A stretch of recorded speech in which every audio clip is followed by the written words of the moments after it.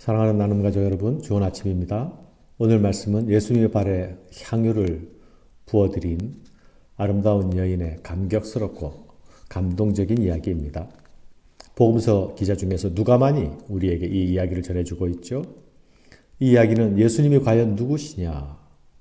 라는 답변의 연속이기도 합니다. 예수님의 적대자들은 예수님을 세리와 죄인들의 친구라 비난했죠.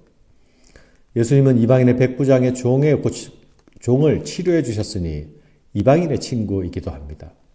나인성 과부의 아들을 살려주셨으니 또한 불쌍한 과부의 친구이기도 하죠. 적대자들이 예수님을 향해 던졌던 그 비난은 아이러니하게도 우리에게는 바로 복음이요 기쁜 소식이 아닙니까? 오늘 사건은 예수님이 죄인인 한 여인의 친구로 나타나고 있습니다. 죄사함을 받은 한 여인의 아름다운 사랑의 헌신이 죄인들의 친구로 오신 예수님이 얼마나 귀한 분이신가를 밝게 드러내어 줍니다. 오늘 본문에는 바리새인 시몬과 예수님 그리고 이름을 알 수 없는 죄인인 한 여인이 나타납니다. 예수님은 바리새인 시몬의 집에 초대를 받으셨어요. 그러나 이 장소에 불청객인 한 여인이 들이닥침으로써 이 사건이 시작됩니다. 바리새인은 당시에 종교적으로 매우 존경받는 사람들이었죠. 예수님에게는 주로 적대적인 태도를 하는 자로 나타났지만 오늘 이 시몬은 예수님께 적대적인 태도를 가진 그런 바리새인은 아닌 듯합니다. 그가 예수님을 식탁 교제에 초대한 것은 악의적인 의도는 엿보이지 않습니다. 그렇다고 그가 예수님에게 최고의 환대를 베푼 것으로 나타나지도 않습니다. 그는 소위 랍비 예수님에게 관심이 있었겠지만 그가 가지는 관심은 예수님을 향한 환대로는 나타나지 않습니다. 예수님을 초대해놓고 초대한 손님에게 발 씻을 물도 주지 않았고 입맞춤도 하지 않았고 머리에 감람류도 붓지 않았다 예수님 말씀하시죠.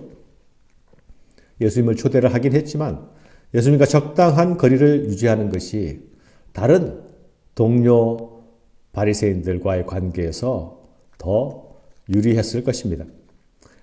무엇보다도 그는 예수님께 최고의 환대를 해야 할 구체적인 이유가 없었지요. 사랑하는 여러분, 예수님을 진정으로 만나지 못한 자들은 예수님께 최고의 대접을 할 수가 없습니다. 반대로 그가 누구든지 예수를 진정으로 만났다고 한다면 그는 예수를 적당히 대우하고 말 수 없습니다. 결코 그런 일은 있을 수 없습니다. 만일 예수를 적당히 대하는 사람이 있다면 그는 아직 예수를 만나지 못한 사람이며 예수님이 누군지 알지 못하는 사람입니다. 사랑하는 여러분, 만일 예수님이 시몬 일행과 일반적인 식탁 교제로 끝났다고 한다면 우리는 오늘의 말씀을 대할 수 없었을 것입니다. 그런데 이 식탁에 등장한 불청객으로 말미암아서 우리에게 전해지는 이야기가 시작됩니다. 이 여인은 바로 시몬이 사는 그 동네에 사는 여인이었습니다. 동네 사람들은 이 여인이 죄인이라는 사실을 모두 알고 있었습니다. 이 여인은 이 동네에서 정상적인 교제와 정상적인 만남을 할 수 없는 처지에 있는 사람이었습니다. 그런데 이런 여인이 느닷없이 식탁 교제 자리에 찾아 들어옵니다. 그 동네에 죄를 지은 한 여자가 있어 예수께서 바리새인의 집에 앉아 계심을 알고 향유 담은 옥합을 가지고 와서 예수의 뒤로 그 발곁에 서서 울며 눈물로 그 발을 적시고 자기 머리털로 닦고 그 발에 입 맞추고 향유를 부으니 이 여인의 행동을 묘사하는데 8개의 동사가 나타나고 있습니다. 앉아 계심을 알고 옥합을 가지고 와서 발곁에 서서 울며 눈물로 적시며 머리털로 닦고 발에 입 맞추고 향유를 부으니 이 여인이 예수님이 시몬의 집에 계신다는 소식을 듣고 알았습니다. 그녀는 예수님이 근처에 계시다는 소식을 듣고서 도저히 그냥 있을 수가 없었습니다. 그것이 이어지는 7개의 행동으로 나타나는 이유입니다. 초대받지 않는 이 여인은 느닷없이 도발적으로 등장합니다. 아주 예의 없는 행동으로 비춰질 수 있습니다. 오해를 받을 수도 있습니다.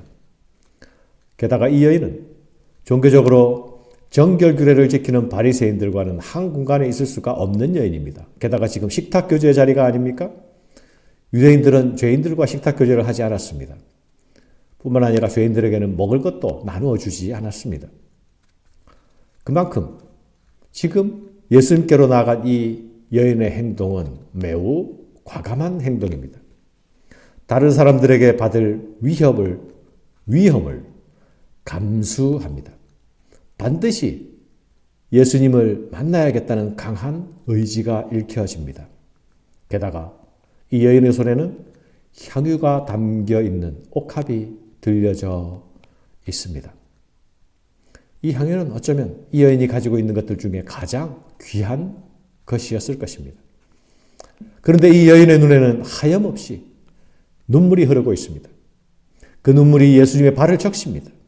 그러자 자신의 머리털로 그 발에 적신 눈물을 닦아냅니다. 그리고 그 발에 입을 맞춥니다. 마침내 그 여인의 손에 들려진 향유가 예수님의 발에 부어지고 있습니다. 아마도 그 순간 그 식탁 자리에 있는 모든 공간에 아름다운 향기가 퍼져나가고 있었을 것입니다. 사랑하는 여러분, 무엇이 이 여인을 이토록 과감한 행동을 하게 만든 것일까요?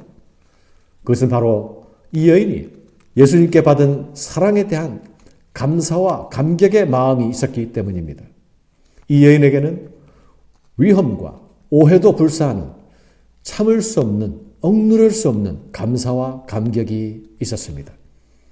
죄인의 친구로 오신 예수님으로 인해서 얻게 된 죄사함의 기쁨이 이 여인을 감사의 마음으로 격동시키고 있습니다. 예수님께서 말씀하십니다. 시몬아, 네가 이 여인을 보느냐? 이러므로 내가 네게 말하노니 그의 많은 죄가 사하여졌도다. 이는 그의 사랑함이 많음이라. 사함을 받은 일이 적은 자는 적게 사랑하느니라. 시몬아, 네가 이 여인을 보느냐? 사랑하는 여러분, 우리도 이 여인을 보아야 합니다. 갚을 능력이 전혀 없는 채무자는 채무탕감의 은혜 밖에는 기다릴 것이 없지 않습니까? 많은 채무를 탕감받은 자일수록 더 많이 사랑한다 말씀하시죠. 탕감의 은혜를 모르는 자는 탕감받은 자의 감사와 감격과 사랑을 알 수가 없습니다. 자신이 어떤 절망의 상태에서 구원을 받았는지 알지 못하는 자들은 예수님께 감사와 사랑의 반응을 할 수가 없는 것이죠. 이 여인은 과거가 있는 여인입니다. 그러나 이제 과거 따위는 중요하지 않습니다. 이전 것은 이미 지나갔습니다. 이 여인의 현재는 용서받은 기쁨과 감사로 가득 차 있습니다. 그 기쁨과 감사를 억누를 길이 없어서 가장 귀한 향유를 가지고 가장 낮은 자세로 예수님의 발에 부어드립니다. 죄인들의 친구로 오신 예수님이 이루어 주시는 변화입니다. 예수님은 이 여인에게 선언하시죠. 내 죄사함을 받았느니라. 네 믿음이 너를 구원하였느니라. 평안히 가라.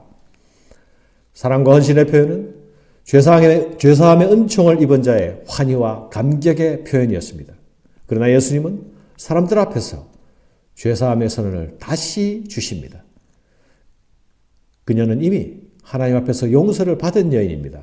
그러나 이제는 사람들 사이에서도 과거를 용서받은 자로서 살아야 합니다. 공동체 안에서 소외자가 아니라 공동체와 함께 더불어 살아야 합니다. 예수님의 사제선언과 구원선언은 그녀의 회복된 삶을 격려하고 보증하여 주시는 선언입니다. 사랑하는 여러분, 우리에게 용서받은 기쁨이 있습니까? 오늘도 나를 구원하여 주신 그 주님을 향한 감사와 감격이 내 삶의 동력이 되고 있습니까? 나의 기쁨과 나의 환희의 이유가 예수 그리스도 그분으로부터 오고 있습니까? 탕감받은 자가 드리는 사랑과 감사와 감격이 영혼 깊은 곳에서부터 솟아나는 복된 한날이 되시기를 바랍니다. 감사합니다.